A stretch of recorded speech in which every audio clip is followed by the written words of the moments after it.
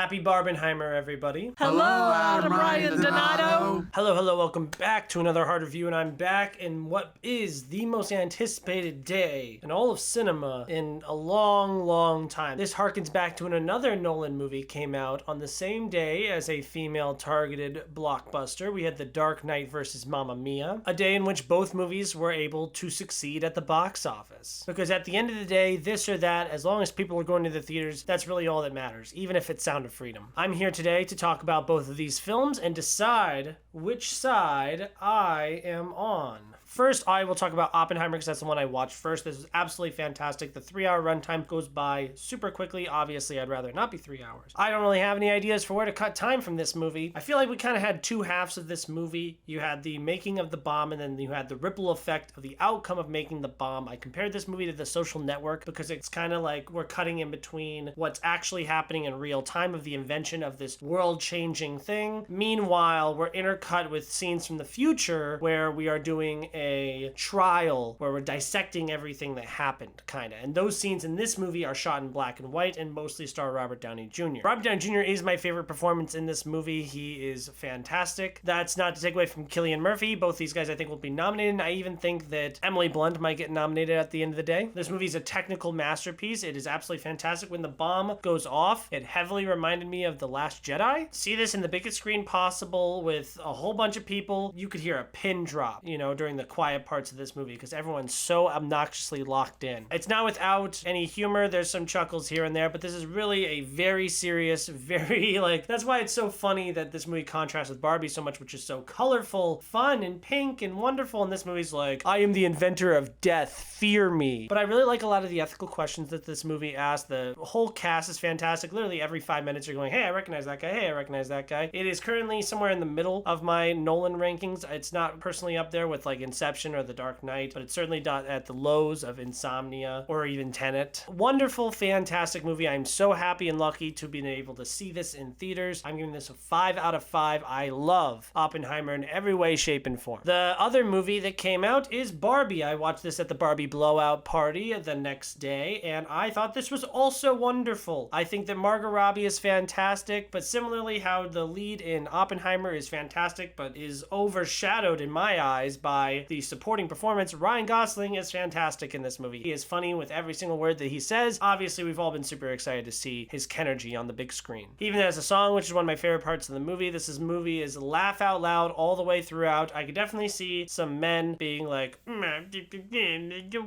and this movie is an attack on men, and then a lot of people talk about whether or not this movie is good to show your kids. I don't have kids. I'm not a kid. I don't really care about the kids. I enjoyed this movie. I had a great, fantastic time. Would I bring a small child? Sure, it's fine. There are some references to sexual things that are said throughout the movie. There is some cursing, but no, I do not think the ideology of this movie is going to indoctrinate your kids whatsoever. This movie looks beautiful, is so much fun throughout. See it with a big theater. Everyone's going to be wearing pink this weekend. It is great. 5 out of 5. I also adore this movie. Now, it's no surprise that both of these movies are fantastic. We both knew they have great directors, Christopher Nolan and Greta Gerwig at the top of their games, great casts, visually stunning. We knew all of this. So really, at the end of the day, when you're deciding which side of the fence you are on, Barbie or Oppenheimer, at the end of the day, we saw both of them. And that's really all that matters. Go out and watch both of these movies. I do see Oppenheimer being too long and being too heavy and too historical drama-y for some audiences, and I do see Barbie being a little mature, maybe too girly for other audiences. I thought they're both fantastic. Here's how I feel personally about which side of the fence that I am on. Christopher Nolan's one of my favorite all-time directors. If you said The Dark Knight's the greatest movie of all time, I'd be like, yes. And I'm also a huge Greta Gerwig fan. Little Women, Lady Bird. I'm watching Greenberg right now, actually. Never seen it. I love Frances Ha. I know these are Noah Baumbach movies, but she stars in them. I today am going to side with Barbie. Barbie's just the type of movie that I would rather rewatch. It's fun, it's light, it's almost half the runtime of Oppenheimer. It is one that I'll be quoting on the daily. It's something that I think is a lot more interesting. I kind of like the controversy surrounding it because then it's a more fun movie to talk about it. Everyone's just gonna be like with Oppenheimer, yeah, it's great and wonderful. And I'm really splitting hairs here. These are both fantastic movies. Like, they're up there with Across the Spider-Verse, Guardians of the Galaxy Volume 3, 3 for my favorite movies of the year. That's actually my top 4 right there. If I had to put those in order, I am still going to go with Guardians of the Galaxy Volume 3 at the 1. This is a franchise that I am so personally connected to and that I do think they did such a kick-ass job at. And I was crying throughout the entire movie, but I'm also laughing and I'm having fun. And that's just my personal preference. At the 2, I'm going with Barbie. This movie is so sweet. It takes such big swings. It's so different from every single other type of blockbuster that we've seen. It's such a revelation. At the 3, I am going to go Oppenheimer. While I think Oppenheimer is more technically well made than these other movies, and I think it's better, it's going to be much more of an awards contender than these other movies, for sure. You can't deny its artistic value that's there. It is a wonderful, fantastic movie. I'm glued in from the first moment to the last moment. The end of that movie gave me fucking chills, man. At the 4, I am going to go Across the Spider-Verse because at the end of the day, I'm really splitting hairs and I'm still holding on to that fact of number 1, Jake Johnson didn't really need him. 2, the cliffhanger kind of makes me feel like I didn't really see a full movie. 4, wonderful, fantastic, different blockbusters. You got an animated film, you got a superhero film, you got a women's blockbuster, you got a historical drama, but these movies are all making money. It's a great and wonderful time to be at the theater. Go watch both of them. What order did you watch them in? I did Oppenheimer, then Barbie. Is this the way to go? Do you watch them back to back? Do you leave a day in between? Tell me how you watched it. Thank you guys so much for watching this video. Like, comment, subscribe. Keep loving movies. It has been a wonderful summer. It's almost over. Let's squeeze every last drop out. Thank you so much.